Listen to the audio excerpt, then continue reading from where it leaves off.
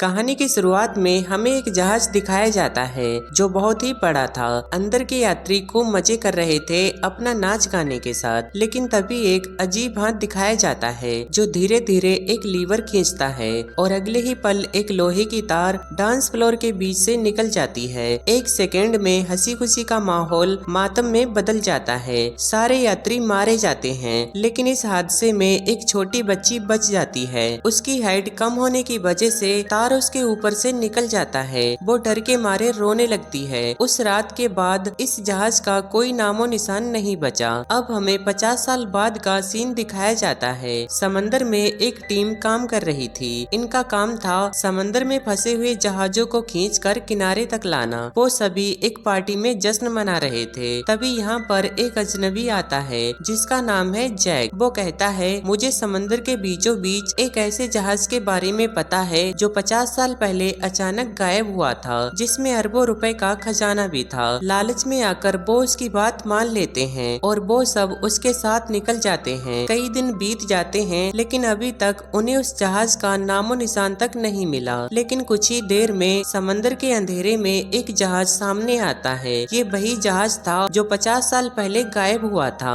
आज भी ये जहाज वैसा ही था जैसा 50 साल पहले था। पूरी टीम जहाज पर जाती है। जहाज काफी सुनसान और डरावना था। चारों तरफ अजीब सी आवाजें गूंज रही थीं। टीम आवाज का पीछा करते हुए एक घड़ी के पास पहुंचती है। उसका कांटा अब भी हिल रहा था। आगे बढ़ते हुए अचानक छत टूट जाती है, जिससे टीम का एक मेंबर नीचे गिरने लगता है। लेकिन मिया उसका हाथ पकड़कर खींचने लगती है। लेकिन जैसे ही वो झुकती है, उसे सामने एक छोटी बच्ची दिखाई देती है जो 50 साल पहले जहाज में अकेली बच गई थी। लेकिन अजीब बात ये थी, 50 साल गुजरने के बाद भी उसकी उम्र जरा भी नहीं बढ़ी। वो तुरंत समझ जाती है ये कोई इंसान नहीं बल्कि आत्मा है। मिया उसे ढूंढती है, लेकिन वो गायब हो जाती है। सभी लोग सतर्क हो जाते हैं क्योंकि यहाँ उन्हें बहुत ही अजीबोगरीब चीजें मिल रही थीं। वो जरूरी कागज लेकर अपनी नाव पर आ जाते हैं। अगली सुबह उन्हें पता चलता है जहाज में एक बहुत बड़ा छेद है। पानी धीरे धीरे अंदर बढ़ता जा रहा है। अगर इसे नहीं रोका गया तो जहाज हमेशा के लिए समंदर में डूब जाएगा।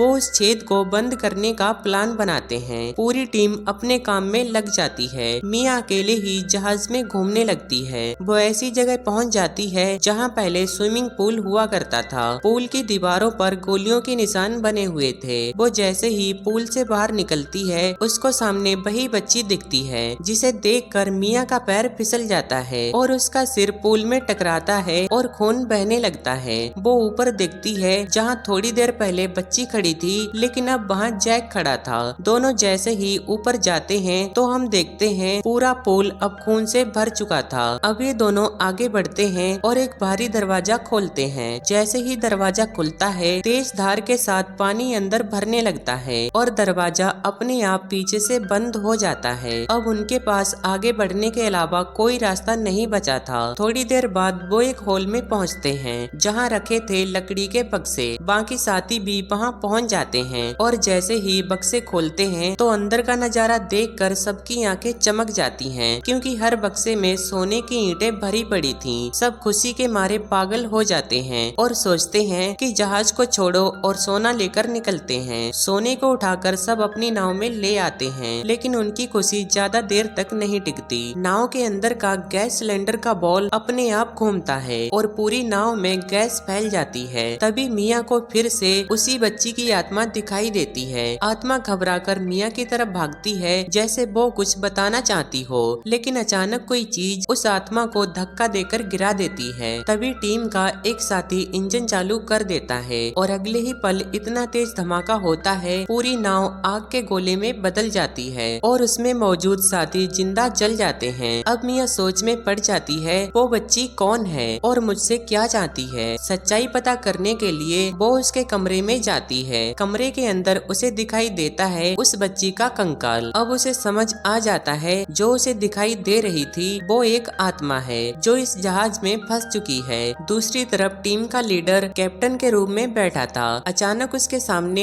इस जहाज के कप्तान की आत्मा आ जाती है। वो लीडर को शराब का गिलास पकड़ाकर कहता है, पी लो, तुम्हें इसकी जरूरत पड़ेगी। इसके बाद वो पुरानी फोटो निकालता है जिसमें एक पुराना जहाज था। कप्तान कहता है कि 50 साल पहले हमने इसी जहाज को रेस्क्यू किया था और वही कहानी आज फिर से दोहराई जा रही है। इधर मिया जहाज के एक कोने में बैठी है, उसके सामने बच्ची की आत्मा भी है। इस बार वो आत्मा बताती है इस जहाज में मेरा ही नहीं हजारों लोगों का अंत हुआ था और उनकी आत्मा यहाँ फंसी हुई है क्योंकि यहाँ कोई है जिसे इन आत्माओं की जरूरत है। जब तक उसका मकसद पूरा नहीं होगा हम सब यहाँ कैद रहेंगे। मिया उसकी बात सुनकर डर जाती है। अब टीम का लीडर यहाँ से निकलना चाहता है क्योंकि उसे सच्चाई पता चल चुकी थी। तभी उसके सामने आता है उसका वही साथी जो नाव में जलकर मारा गया था। असल में ये उसका भूत है। इधर मिया भी लीडर को ढूंढते हुए वहीं पहुंच जाती है, लेकिन जब लीडर की नजर उस पे पड़ती है तो मिया की जगह उसे अपना मरा हुआ साथी दिखाई देता है और अपनी जान बचाने के लिए वो मिया पर हमला कर देता है। लीडर उसे मारने ही वाला था, तभी वहाँ जैक आकर लीडर को बेहोश कर देता है। जैक वही आदमी था जो सबको लेकर यहाँ आया था। अब वो लीडर पे शक का बहाना बनाकर उसे एक चेम्बर में बंद कर देता है। जब मिया अकेले घूमने निकलती है तो उसे फिर से बच्ची की आत्मा दिखाई देती है। इस बार वो इसे सच्चाई दिखाती है। 50 साल पहले उस रात जहाज में हर तरफ खून और चीखें गूंज रही थीं। हर यात्री को अलग अलग तरह से मारा गया था, जिसमें ये बच्ची भी शामिल थी। वो गैंग इस जहाज पर खजाने की तलाश में आई थी और आखिरकार सोने के बक्से तक पहुंच जाती है। खजाना देखकर सब पागल हो जाते हैं। तभी इस कमरे में वो सिंगर भी पहुंच जाती है। उसने गैंग के एक आदमी को अपने हुस्न का जादू चलाकर अपने बस में कर लिया। वो अपने ही साथियों पर हमला कर देता है और सभी को मार देता है। जैसे ही वो उसके लिए सभी को खत्म करता है, सिंगर की आंखों में लालच आ जाता है। वो सोचती है अब सारा खजाना उसका हो गया और वो उस आदमी को धोखा देकर मार देती है। तभी यहाँ आता है असली खेल का मालिक, वो आदमी जिसने पूरे जहाज की तबाही का प्लान बनाया था। वो हल्का सा इशारा करता है और वो सिंगर भी मारी जाती है। इसी बीच उस बच्ची की आत्मा मिया को उस आदमी का असली चेहरा दिखाती है। मिया के तो होश उड़ गए। वो कोई और नहीं बल्कि जैक है, जिसने इन्हें सोने का लालच देकर यहाँ पहुँचाया था। अब मिया को समझ आता है कि उसके लीडर की कोई गलती नहीं थी। असली गुनहगार तो जैक है, जो इंसान नहीं बल्कि दुष्ट आत्मा है। मिया जैसे ही लीडर को बचाने उस चैम्बर की तरफ दौड़ती है, तब तक काफी देर हो चुकी थी। लीडर मर चुका था। अब सबको पता चल जाता है कि जैक एक आत्मा है जो लोगों को फंसाकर मार के उनकी आत्माओं को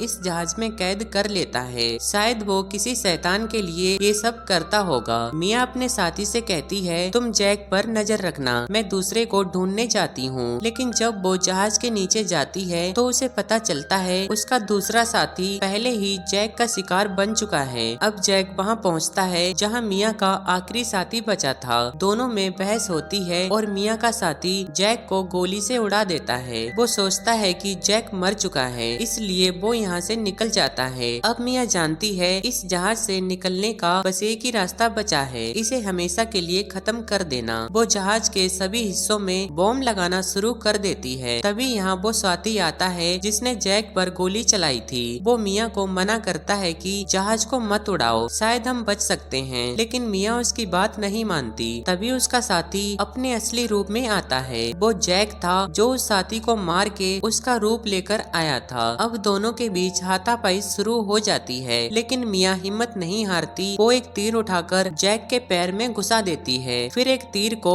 रिमोट के बटन पे मार देती है। बटन दबते ही पूरा जहाज तबाह होने लगता है। मिया अंदर ही फंस गई थी, उसकी सांसें टूटने वाली थीं। तभी उसके सामने उस बच्ची की आत्मा आती है और उसका हाथ पकड़कर उसे ऊपर ले जाती है। मिया देखती है कि पूरा जहाज खत्म हो चुका है और उसमें फंसी सारी आत्माएं आजाद हो चुकी हैं। वो एक लकड़ी के बक्से पर तैरती रहती है। अगले दिन उसे एक जहाज देख लेता है और उसे बचा लिया जाता है।